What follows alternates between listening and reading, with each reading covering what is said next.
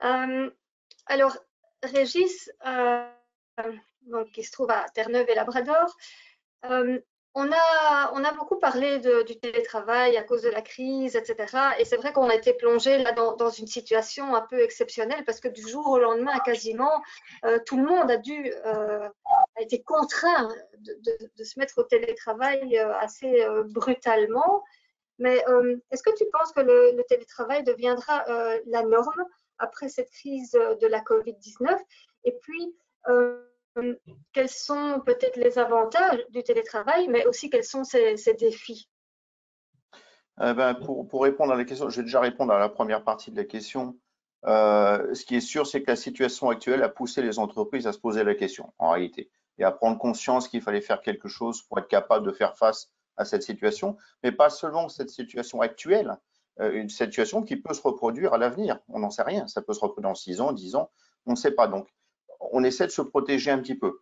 Donc oui, il est fort probable que cela devienne une norme pour les entreprises dans les secteurs qui sont capables de le faire, parce que tous les secteurs ne sont pas forcément capables de le faire. Je vais prendre un exemple. Hier, on a eu une petite réunion avec une société d'assurance à Terre-Neuve-Labrador qui embauche nos candidats et qui me disait, nous, on pense passer carrément en télétravail. Alors, télétravail à 100% et télétravail partiel. C'est-à-dire que donner le choix aux futurs candidats, futurs employés, de soit travailler, ceux qui sont confortables, travailler à 100% chez eux, et les autres faire un temps partiel, c'est-à-dire venir au bureau peut-être une fois par semaine. Alors ça, pour différentes raisons, effectivement, on peut faire face à la situation facilement, donc ça c'est parfait. On a une meilleure productivité, ils sont aperçus que les employés ont une meilleure productivité chez eux, d'accord? Et puis une question de coût, parce que finalement, si je prends l'exemple de cette société, ils ont 300 bureaux, donc un édifice avec 300 bureaux. Ils vont réduire leur édifice à 25 bureaux. C'est énorme, le gain de coût. Et ça va permettre d'embaucher en fait d'autres candidats. Donc, voilà un petit peu la situation. Ce ne sont pas les seuls. On a eu deux, trois contacts des entreprises qui nous ont dit un peu la même chose. Encore une fois, dans les secteurs où cela est faisable, hein, bien évidemment. Quelques avantages, évidemment, une meilleure productivité, une meilleure qualité de vie pour les employés.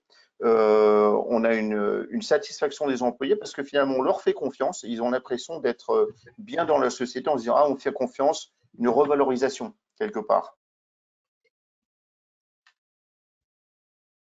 Moins de stress, beaucoup moins de stress, c'est ce que me disait cette société, parce qu'on n'a pas forcément le manager derrière. Donc ça, c'est quand même agréable, d'où cette productivité qui augmente. Et puis aussi une souplesse d'organisation au niveau de la vie privée et de la vie professionnelle, hein, avec des économies aussi, évidemment, puisque un employé, au lieu de faire 40 km ou 50 km aller-retour pour aller au bureau, il reste chez lui. Donc, ça lui fait effectivement des économies à la fin du mois. Donc ça, c'est très important. Et puis, ils ont noté aussi que les employés sont moins fatigués, en fait, qu'ils ne l'étaient avant.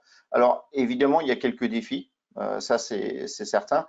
Tout le monde n'est pas forcément fait pour ce genre de travail. Il y a le défi de l'isolement. Il y a certaines personnes qui vont se sentir isolées, un petit peu en solitude, en séparation de l'équipe. Alors ça, c'est quelque chose qu'il faut pouvoir régler.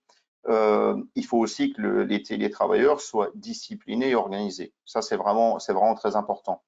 Et puis, il faut surtout qu'il y ait un système de communication au niveau de la société qui se fait sur tous les employés. C'est-à-dire qu'il ne faut pas qu'il y ait un employé qui se sente délaissé parce qu'il n'a pas eu telle information alors qu'un autre a eu la même information. Donc, il faut développer un système de communication qui puisse, j'allais dire, aider tout le monde et qui puisse toucher tout le monde et que tout le monde soit au courant en même temps. Voilà. Et puis, cet aspect de rester en contact avec son équipe, faire des réunions régulières, se sentir vraiment partie de cette équipe. Donc, voilà un petit peu pour les défis et les avantages, mais effectivement, on s'aperçoit que c'est quelque chose qui va se faire de plus en plus, en tout cas, qui est très largement considéré. Oui.